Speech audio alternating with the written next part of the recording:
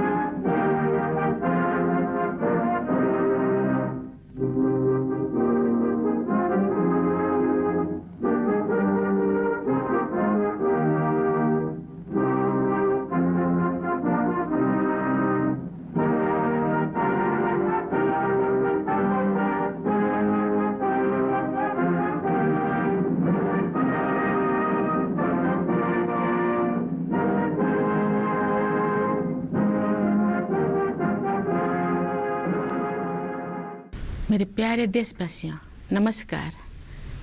76वें स्वाधीनता दिवस की पूर्व संध्या पर देश विदेश में रहने वाले सभी भारतीयों को मैं हार्दिक बधाई देती हूँ। इस गौरवपूर्ण अवसर पर आपको संबोधित करते हुए मुझे बहुत खुशी हो रही है। एक स्वाधीन देश के रूप में भारत 75 साल पूरे कर रहा है। 14 अगस्त के दिन को विभाजन विभीषिका स्मृति दिवस के रूप में मनाया जा रहा है। इस स्मृति दिवस को मनाने का उद्देश्य सामाजिक सद्भाव, मानव सशक्तिकरण और एकता को बढ़ावा देना है। 15 अगस्त 1947 के दिन हमने औपनिवेशिक शासन की बेड़ियों को काट दिया था। उस दिन हमने अपनी नियति को नया स्वरूप देने का निर्णय लिया था। उस शुभ दिवस की वर्षगांठ मनाते हुए हम लोग सभी स्वाधीनता सेनानियों को सादर नमन करते हैं। उन्होंने अपना सर्वस्व बलिदान कर दिया ताकि हम सब एक स्वाधीन भारत में सांस ले सके। भारत की आज़ादी हमारे साथ साथ विश्व में लोकतंत्र के हर समर्थक के लिए उत्सव का विषय है। जब भारत स्वाधीन हुआ तो अनेक अंतर्राष्ट्रीय नेताओं और विचारकों ने हमारी लोकतांत्रिक शासन प्रणाली की सफलता के विषय में आशंका व्यक्त की थी। उनकी इस आशंका के कई कारण भी थे। उन दिनों लोकतंत्र आर्थिक रूप से उन्नत राष्ट्र तक ही सीमित था। विदेशी शासकों ने वर्षों तक भारत का शोषण किया था। इस कारण भारत के लोग गरीबी और अशिक्षा से जूझ रहे थे, लेकिन भारतवासियों ने उन लोगों की आशंकाओं को गलत साबित कर दिया। भारत की मिट्टी में लोकतंत्र की जोड़ें लगातार गहरी और मजबूत होती गई। अधिकांश लोकतांत्रिक देशों में वोट देने का अधिकार प्राप्त करने के लिए महिलाओं को लंबे समय तक संघर्ष करना पड़ा, लेकिन हमारे गणतंत्र की शुरुआत से ही भारत ने सार्वभौमिक वयस्क मताधिकार को अपनाया। इस प्रकार आधुनिक भारत के निर्माताओं ने प्रत्येक वयस्क नागरिकों को राष्ट्र निर्माण की सामूहिक प्रक्रिया में भाग लेने का अवसर प्रदान किया। भारत को यह श्रेय जाता है कि उसने विश्व समुदाय को लोकतंत्र की वास्तविक क्षमता से परिचित कराया। मैं मानती हूँ कि भारत की ये उपलब्धि केवल संयोग नहीं थी। सभ्यता के आरंभ में ही भारत भूमि के संतों और महात्माओं ने सभी प्राणियों की समता व एकता पर आधारित जीवन दृष्टि विकसित कर ली थी। महात्मा गांधी जैसे महानायक के नेतृत्व में हुई स्वाधीनता संग्राम के दौरान हमारे प्राचीन जीवन मूल्यों को आधुनिक युग में फिर से स्थापित किया गया। इसी कारण से हमारे लोकतंत्र में भारतीयता के तत्व दिखाई देते हैं। गांधी जी सत्ता के विकेंद्रीकरण और जनसाधारण को अधिकार संपन्न बनाने के पक्षधर थे। पिछले 75 सप्ताह से हमारे देश में स्वाधीनता संग्राम के महान आदर्शों का स्मरण किया जा रहा है। आज़ादी का अमृत महोत्सव मार्च 2021 में दांडी यात्रा की स्मृति को फिर से जीवंत रूप देकर शुरू किया गया है। उस युगांतरकारी आंदोलन में हमारे संघर्ष को विश्व पटल पर स्थापित किया था। उसे सम्मान देकर हमारे इस महोत्सव की शुरुआत की गई। ये महोत्सव भारत की जनता को समर्पित है। देशवासियों द्वारा हासिल की गई सफलता के आधार पर आत्मनिर्भर भारत के निर्माण का संकल्प भी इस उत्सव का हिस्सा है। हर आयु वर्ग के नागरिक पूरे देश में आयोजित इस महोत्सव के कार्यक्रम में उत्साहपूर्वक भाग ले रहे हैं। ये भव्य महोत्सव अब हर घर तिरंगा अभियान के साथ आगे बढ़ रहा है। आज देश के कोने कोने में हमारा तिरंगा शान से लहरा रहा है। स्वाधीनता आंदोलन के आदर्शों के प्रति इतने व्यापक स्तर पर लोगों में जागरूकता को देखकर हमारे स्वाधीनता सेनानी अवश्य प्रफुल्लित हुए होते। हमारा गौरवशाली स्वाधीनता संग्राम इस विशाल भारत भूमि में बहादुरी के साथ संचालित होता रहा। अनेक महान स्वाधीनता सेनानियों ने वीरता के उदाहरण प्रस्तुत किए और राष्ट्र जागरण की मशाल अगली पीढ़ी को सौंपे। अनेक वीर योद्धाओं तथा उनके संघर्षों, विशेषकर किसानों और आदिवासी समुदाय के वीरों का योगदान एक लंबे समय तक सामूहिक स्मृति से बाहर रहा। पिछले वर्ष से हर 15 नवंबर को जनजातीय गौरव दिवस के रूप में मनाने का सरकार का निर्णय स्वागत योग्य है।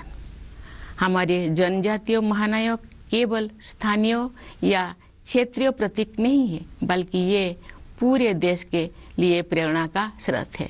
प्यारे देशवासियों, एक राष्ट्र के लिए, विशेष रूप से भारत जैसे प्राचीन देश के लंबे इतिहास में 75 वर्ष का समय बहुत छोटा प्रतीत होता है, लेकिन व्यक्तिगत स्तर पर ये कालखंड एक जीवन यात्रा जैसा है। हमारे वरिष्ठ नागरिकों ने अपने जीवन काल में अद्भुत परिवर्तन देखे हैं।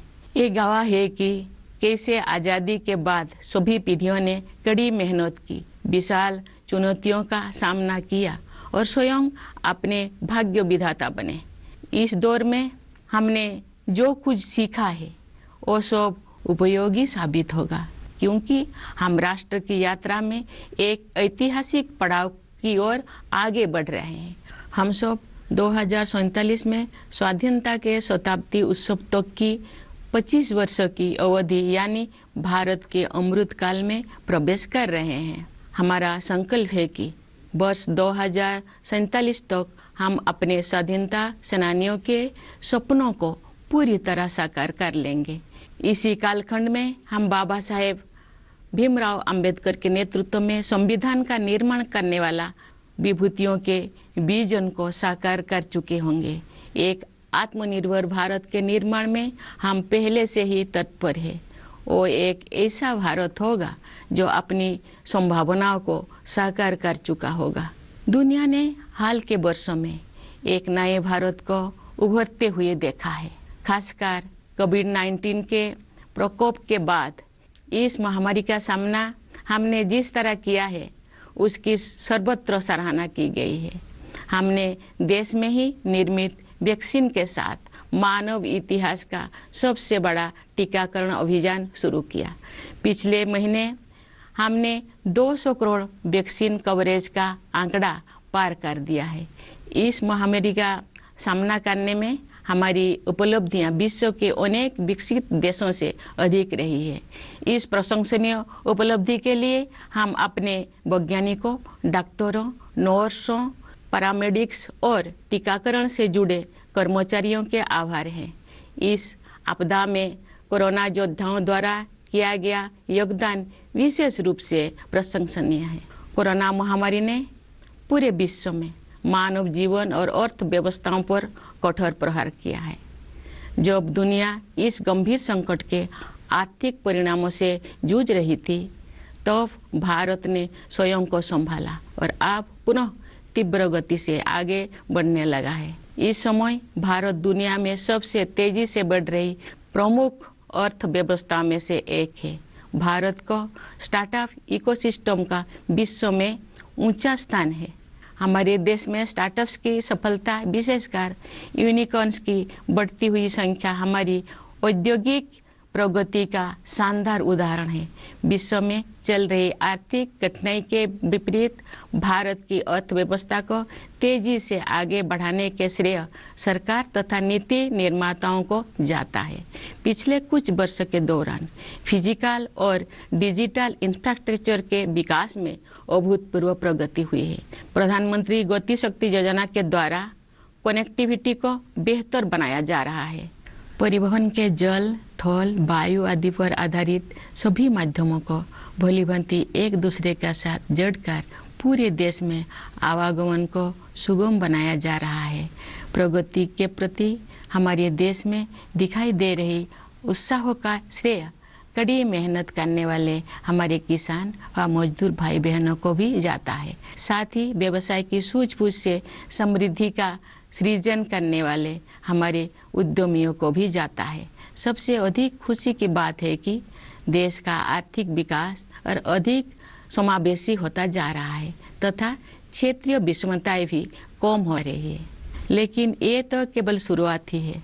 दूरगामी परिणाम वाले सुधारों और नीतियों द्वारा इन परिवर्तनों की आधार भूमि पहले से ही तैयार की जा रही थी। उदाहरण के लिए डिजिटल इंडिया अभियान द्वारा ज्ञान पर आधारित अर्थव्यवस्था की आधारशिला स्थापित की जा रही है। राष्ट्रीय शिक्षा नीति का उद्देश्य भावी पीढ़ी को औद्योगिक क्रांति के अगले चरणों के लिए तैयार करना तथा उन्हें हमारी विरासत के साथ फिर से जोड़ना भी है। आर्थिक प्रगति से देशवासियों का जीवन और भी सुगम होता जा रहा है। आर्थिक सुधारों के साथ साथ जन कल्याण के नए कदम भी उठाया जा रहे हैं। प्रधानमंत्री आवास योजना की सहायता से गरीब के पास स्वयं का घर होना अब एक सपना नहीं रह गया, बल्कि सच्चाई का रूप ले चुका है। इसी तरह जल जीवन मिशन के अंतर्गत हर घर जल योजना पर कार्य चल रहा है। इन उपायों का और उसी तरह के अन्य प्रयासों का उद्देश्य सभी को, विशेषकर गरीबों को, बुनियादी सुविधाएं प्रदान करना है। भारत में आज संवेदनशीलता व करुणा के जीवन मूल्यों को प्रमुखता दी जा रही है।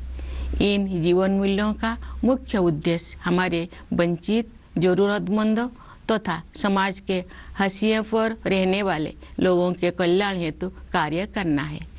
हमारे राष्ट्रीय मूल्यों को नागरिकों के मूल कर्तव्यों के रूप में भारत के संविधान में समाहित किया गया है। देश के प्रत्येक नागरिक से मेरा अनुरोध है कि वे अपने मूल कर्तव्यों के बारे में जानें, उनका पालन करें, जिससे हमारा राष्ट्र नई ऊंचाइयों को छू सके। प्यारे देशवासियों, आज देश में स्वास्थ्य, शिक्षा और अर्थव्यवस्था तथा उनके साथ जुड़े अन्य क्षेत्रों में जो अच्छे बदलाव दिखाई दे रहे हैं, उनके मूल में सुशासन पर विशेष बल दिए जाने की प्रमुख भूमिका है। जब राष्ट्र सर्वोपरि की भावना से कार्य किया जाता है तो उसका प्रभाव प्रत्येक निर्णय एवं कार्य क्षेत्र में दिखाई देता है। ये बदलाव विश्व समुदाय में भारत की प्रतिष्ठा में भी दिखाई दे रहा है। भारत के नया आत्मविश्वास का स्रोत देश के युवा, किसान और सबसे बढ़कर देश की महिलाएं हैं। अब देश में स्त्री पुरुष के आधार पर असमानता कम हो रही है। महिलाएं अनेक रूढ़ियों और बाधाओं को पार करते हुए आगे बढ़ रही हैं। सामाजिक और राजनीतिक प्रक्रियाओं में उनकी बढ़ती भागीदारी निर्णायक साबित होगी। आज हमारी पंचायती राज संस्थाओं में निर्वाचित महिला प्रतिनिधियों की संख्या 14 लाख से कहीं अधिक है। हमारे देश की बहुत सी उम्मीदें हमारी बेटियों पर टिकी हुई है। समुचित अवसर मिलने पर वह शानदार सफलता हासिल कर सकती है। अनेक बेटियों ने हाल ही में संपन्न हुए राष्ट्रमंडल खेलों में देश का गौरव बढ़ाया है। हमारे खिलाड़ी अन्य अंतर्राष्ट्रीय प्रतियोगिताओं में भी देश को गौरवान्वित कर रहे हैं। हमारे बहुत से विजेता समाज के वंचित वर्गों में से आते हैं। हमारी बेटियां फाइटर पायलट से लेकर स्पेस साइंटिस्ट होने तक हर क्षेत्र में अपना परचम लहरा रहे हैं।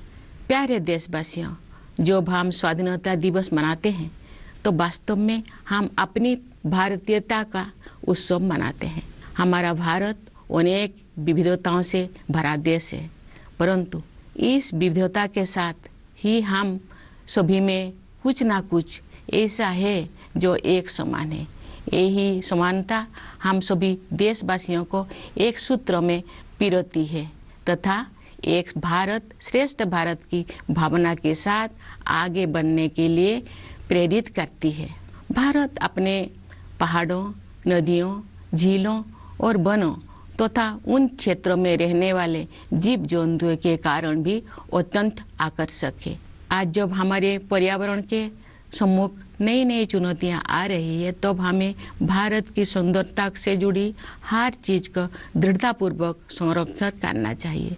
जल, मिट्टी और जैविक विविधता का संरक्षण हमारी भावी पीढ़ियों के प्रति हमारा कर्तव्य है। प्रकृति की देखभाल माँ की तरह करना हमारी भारतीय संस्कृति का अभिन्न अंग रहा है। हम भारतवासी अपनी पारंपरिक जीवन शैली से पूरी दुनिया का सही राह दिखा सकते हैं। योग एवं आयुर्वेद विश्व समुदाय को भारत का अमूल्य उपहार है, जिसकी लोकप्रियता पूरी दुनिया में निरंतर बढ़ रही है। प्यारे देशवासियों, हमारे पास जो कुछ भी है वो हमारी मातृभूमि का दिया हुआ है। इसलिए हमें अपने देश की सुरक्षा, प्रगति और समृद्धि के लिए अपना सब कुछ अर्पण कर देने का संकल्प लेना चाहिए। हमारे अस्तित्व की सार्थकता एक महान भारत के निर्माण में ही दिखाई देगी। कन्नड़ भाषा के माध्यम से भारतीय साहित्य को समृद्ध करने वाले महान राष्ट्रवादी कवि कुवेंपु ने कहा है, नानु अड़िवे नीनु अड़िवे नम्मा एलु बिगोड़ मेले मूडुबुदु नव भारत दलीले। अर्थात मैं नहीं रहूँगा, नहीं रहेंगे तुम, परंतु हमारी अस्थियों पर उदित होगी नई भारत की महागाथा। उस राष्ट्रवादी कवि का ये स्पष्ट आह्वान है कि मातृभूमि तथा देशवासियों के उत्थान के लिए सर्वस्व बलिदान करना हमारी आदर्श होना चाहिए। इन आदर्शों को अपनाने के लिए मैं अपने देश के युवाओं से विशेष अनुरोध करती हूँ। वे युवा ही 2047 के भारत का निर्माण करेंगे। अपना संबोधन समाप्त करने से पहले मैं भारत के सशस्त्र बलों, विदेशों में स्थित भारतीय मिशनों और अपनी मातृभूमि को गौरवान्वित करने वाले प्रवासी भारतीयों को स्वाधीनता दिवस की बधाई देती हूँ। मैं सभी देशवासियों के सुखद और मंगलमय जीवन के लिए शुभकामनाएं व्यक्त करती हूँ। धन्यवाद। जय Hind.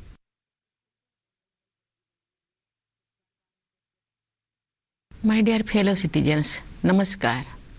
My heartiest greetings in advance to all Indians living in the country and abroad on the eve of the 76th Independence Day. I am delighted to address you on this momentous occasion. India is completing 75 years as an independent nation. 14 August is observed as Partition Horrors Remembrance Day, so as to promote social harmony, unity and empowerment of people. Tomorrow marks the day when we had freed ourselves from the shackles of colonial rulers and decided to reshape our destiny. As all of us celebrate the anniversary of that day, we vow to all those men and women who made enormous sacrifices to make it possible for us to live in a free India. It is a cause of celebration not only for all of us, but also for every advocate of democracy around the world. When India won independence, there were many international leaders and experts who were skeptical about the success of democratic form of government in India. They had their reasons to be doubtful. In those days, democracy was limited to economically advanced nations. India, after so many years of exploitation at the hands of foreign rulers, was marred by poverty and illiteracy. But we Indians proved the skeptic wrong. Democracy not only grew roots in this soil, it was enriched too. In most other well-established democracies, women had to wage long-drawn struggle to get the right to vote. But India adopted universal adult franchise right since the beginning of the Republic. Thus, the makers of modern India enabled each and every adult citizen to participate in the collective process of nation building. Thus, India can be credited to have helped the world discover the true potential of democracy. I believe this was not a coincidence. At the beginning of civilization, saints and seers of this land had developed a vision of humanity that was defined by equality of all, indeed oneness of all. The great freedom struggle and its leader like Mahatma Gandhi rediscovered our ancient values for modern times. Then it is no wonder our democracy has Indian characteristics. Gandhiji advocated decentralization and power to the people. For 75 weeks, now the nation has been commemorating these noble ideas that earn us freedom.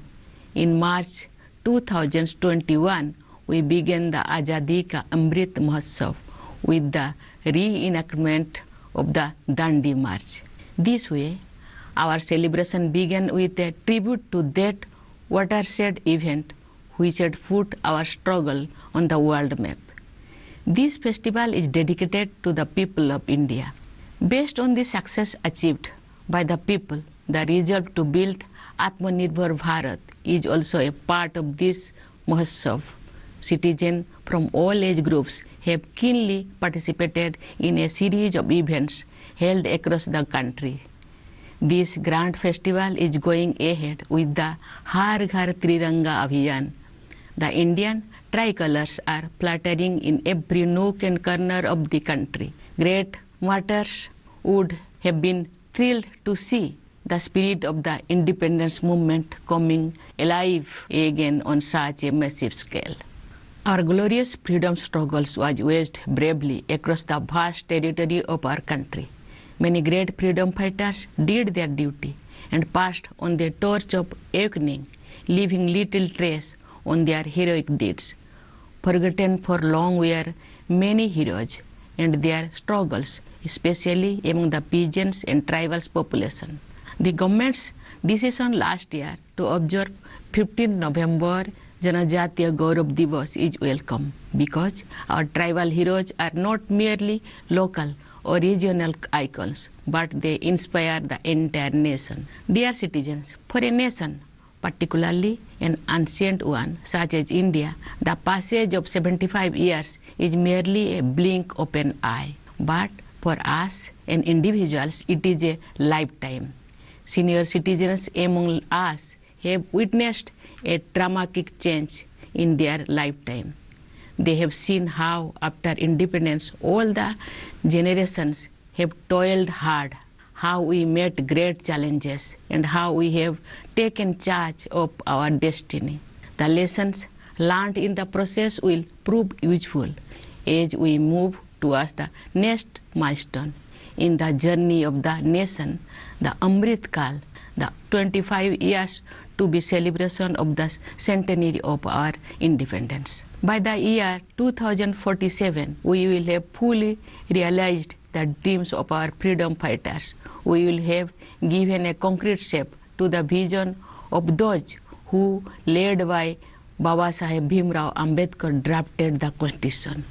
We all already on course to build an Atmanirbhar Bharat, an India that would have realized its true potential. The world has seen a new India rising in recent years, more so after the outbreak of COVID-19.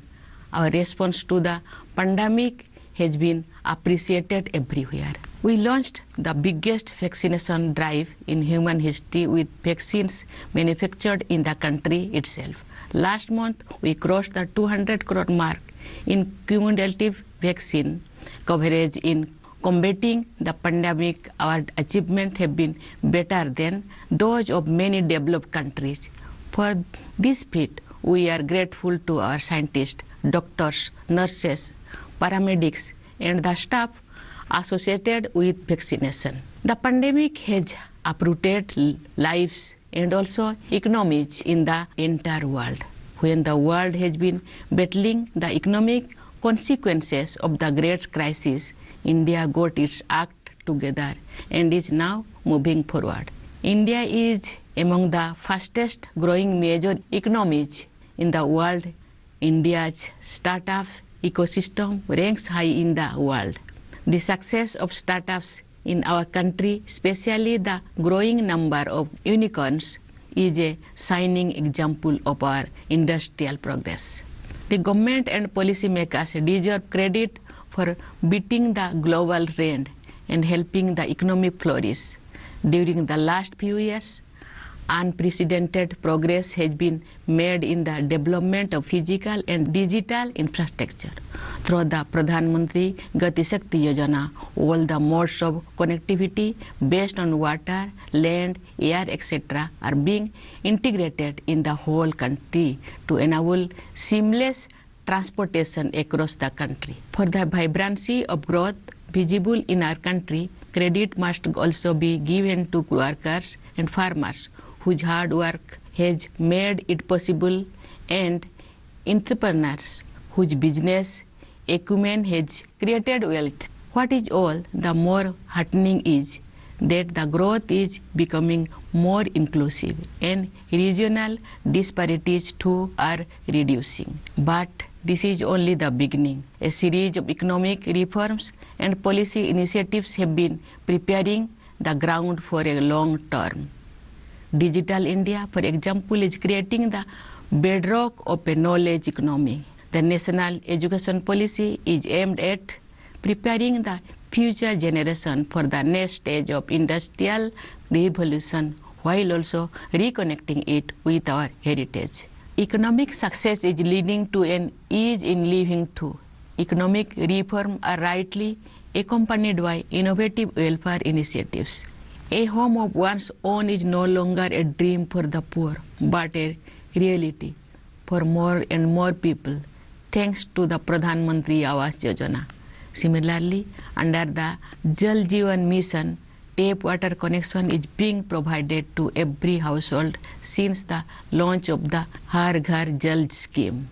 The aim of these and many other similar efforts is to provide basic amenities to all, particularly the poor. The key word for India today is compassion for the downtrodden, for the needy, and for those on the margins. Some of our national values have been incorporated in our Constitution as the fundamental duties of the citizens. I appeal to every citizen to know about their fundamental duties and follow them in letter and spirit so that our nation reaches new heights. Dear citizens, at the core of the transformation we have been witnessing in healthcare, education, economy, as well as a number of related areas is the stress on good governance. When work is done with the spirit of nation first, it is bound to reflect in every decision and every sector. This is also reflected in India's standing in the world. India's newfound confidence stems from the spirit of its youth, its farmers, and above all, its women. Gender inequalities are reducing, and women are moving ahead, breaking many glass ceilings. Their increasing participation in social and political processes will prove decisive. At the grassroots level, we have more than 14 lakh elected women representatives in Panchayat Raj institutions. Our daughters are the biggest hope for the nation. Some of them brought laurels for the country in the recent held Commonwealth Games. Of course, India's sportspersons have been making the country proud by their performance in international competitions. A large number of our winners come from underprivileged segments of society. From becoming fighter pilots to space scientists, our daughters are scaling great heights. Dear citizens, in celebrating Independence Day, we are celebrating our Bharatiyata. Our country is full of diversity, but at the same time, we all have something in common. It is this common thread which binds all of us together and inspire us to work together with the spirit of Ek Bharat Shresth Bharat. India is a very beautiful country, also because of its mountains, rivers, lakes and forests, and the animals and birds that live in such landscape. When the environment is facing new challenges, we must remain determined to preserve all that makes India beautiful. Conserving water, soil and biodiversity is our duty towards our children. Caring for Mother Nature has been part and parcel of Indian culture. With our traditional lifestyle, we Indians can show the way to the rest of the world. Yoga and Ayurveda are India's invaluable gift to the world. Their popularity is on the rise all over the globe. Dear fellow citizens, our beloved country has given us everything we have in our life. We should pledge to give everything we can for the sake of safety, security, progress and prosperity of our country. Our existence will become meaningful only in building a glorious India. The great nationalist poet Kuvempu, who enriched Indian literature through Kannada language, had written, Nannu Odive, Ninnu Odive, Nomma Eduvegal Mele, Mudubudu, Nava Bharate de Lille, which means, I will pass, so will you, but on our bones will arise the great tale of a new India. This is a clarion call of the nationalist poet for making total sacrifice for the motherland and upliftment of fellow citizens. To follow these ideals is my special appeals to the youth of the country who are going to build the India of 2047. Before I conclude, I would like to extend Independence Day greetings to the armed forces, to the members of Indian missions abroad, and to the Indian diaspora who continue to make their motherland proud. My best wishes to all of you. Thank you. Jai Hind.